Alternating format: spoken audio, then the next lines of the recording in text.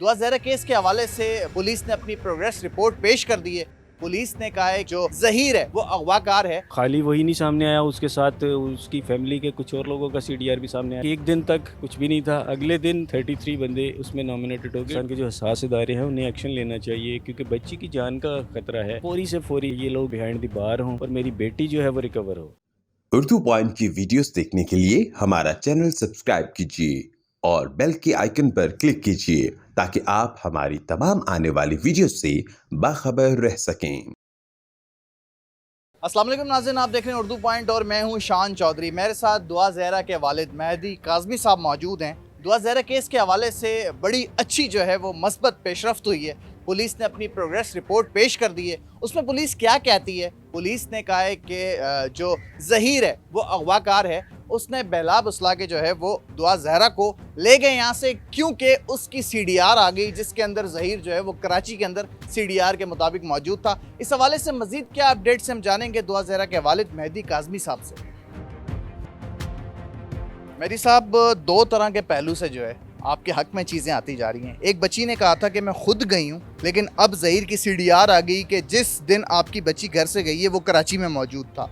Second बच्ची ने कहा था कि मैं 18 साल की हूँ खुद, लेकिन जो मेडिकल बोर्ड बना उसने जो है बच्ची की कम उम्री को साबित कर दिया। आप कैसे देख रहे हैं इन सब चीज़ों को? मज़ीद क्या होने जा रहा है? सबसे पहले अल्लाह का शुक्रिया अदा करूँगा क्योंकि अल्लाह की मर्ज़ी के बगैर आज केस इतना हमारे हक़ में फ़ेवरेबल ना होता। आप सब मीडिया पर्सनस का मैं शुक्रिया अदा करूँगा जी। और सुप्रीम कोर्ट से जिस दिन हम निकले थे हमारा बड़ा मजाक बनाया गया था कि तो केस को प्रेस डाउन करके निकले हैं, लेकिन आज मेरा ख्याल है सबको समझ आई कि जो मेडिकल बोर्ड बना था उसने इस केस का टर्निंग पॉइंट उसने दिया था। अल्लाह का शुक्र है बच्ची माइनर डिक्लेयर हुई और जो दो चीज़ों के ऊपर उनका केस स्टैंड कर रहा था, एक बच्ची के झूठ जो वो मुंह से बोल रही थी जो उसे बुलवाए जा रहे थे, और सेकंडली उसकी एज, वो दोनों सामने आ गए कि दोनों गलत थे। बच्ची ने बोला कि मैं यहाँ से गई हूँ बगैर किसी इंटरफेरेंस के, मैं खुद टैक्सी पे बैठी हूँ, वहाँ पे पंजाब यूनिवर्सिटी उतरी हूँ, जो कि मेरे आपके लिए भी मेरा ख्याल है इम्पॉसिबल है। दूसरी बात, ज़हीर का सीडीआर भी सामने आ गया। जी बिल्कुल, वो सामने आ गया और खाली वही नहीं सामने आया, उसके साथ उसकी फैमिली के कुछ और लोगों का सीडीआर भी सामने आया जो बाबर सलीम साहब ने दिखाया। लेकिन एक बात इसके अंदर हैरान कुन ये है कि जो सीडीआर है वो 2.5 महीने बाद ही क्यों सामने आया? इसके अंदर पुलिस की कोताही आप समझते हैं कि बरती गई है? यकीनी तौर पे देखें, पुलिस की नेग्लिजेंस इसमें ना होती तो मेरा ख्याल है ये केस शुरू के दिनों में ही सॉल्व हो सकता था।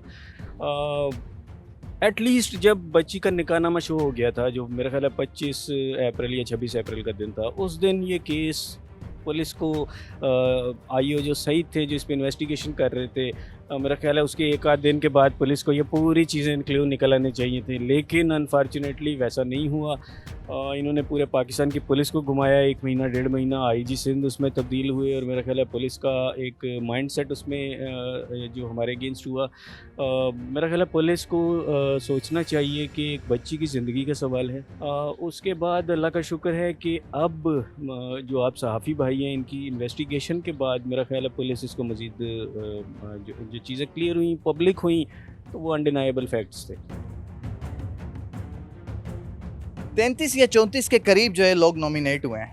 ज़हीर की वालदा समेत 8 ख़वातीन जो है वो नॉमिनेट हो गई। ये इतने सारे लोग कौन हैं? मरकज़ी किरदार तो ज़हीर है, जाहिर सी बात है उसके साथ सहूलतकार जो हैं उनको भी लपेटे में लिया जाएगा। तो ये कितने लोग हैं, कौन कौन लोग हैं, और आप इनको कब तक सलाखों के पीछे देख रहे हैं, और आप क्या समझते हैं कि कब तक आपकी बच्ची जो है आपके पास पहुँच जाएगी? देखिए, मैं तो ये चाहता हूँ कि मेरी बेटी की फौरी बाजियाबी के लिए एक्शन लिया जाए और मुतल्लिका इदारे, बल्कि पाकिस्तान के जो हसास इदारे हैं उन्हें एक्शन लेना चाहिए क्योंकि बच्ची की जान का ख़तरा है। बाकी जो इसमें एक पूरा अच्छा खासा जो एक 33 बंदों का ग्रुप इसमें नॉमिनेट हुआ है, पुलिस डेफिनेटली किसी बुनियाद के ऊपर, आप देखिए एक अचानक एक दिन तक कुछ भी नहीं था, अगले दिन 33 बंदे उसमें नॉमिनेटेड हो गए। इट मींस कि पुलिस के पास पूरे सुराग सबसे पहले से मौजूद थे, क्योंकि अब चूँकि सीडीआर वगैरह के बाद उन्होंने मज़ीद छुपाए नहीं जा सकते थे, तो वो सामने आए हैं। मैं ये चाहूँगा कि फौरी से फौरी इसका ये लोग जो है बिहाइंड द बार हों और मेरी बेटी जो है वो रिकवर हो।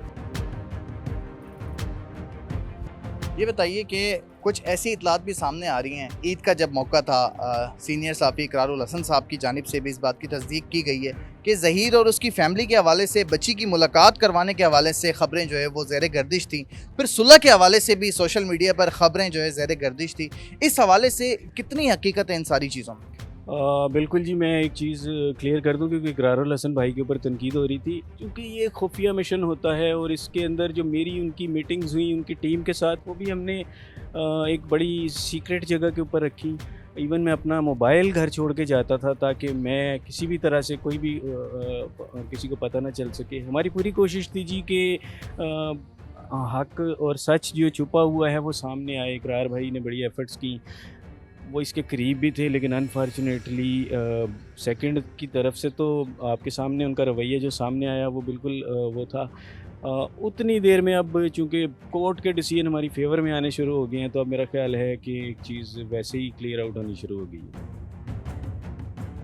इस केस के मरकज़ी मुलजिम ज़हीर की तरफ जो है वो गिरफ्त मजबूत होती जा रही है, ठीक है, वो अब कानून के शिकंजे में आने जा रहा है। तो इस खौफ से, इस डर से ज़हीर या उसकी फैमिली की तरफ से आपके साथ किसी ने रब्ता करने की, कोई सुलह करने की, कोई टेबल टॉक करने की, कोई रब्ता करने की कोशिश की?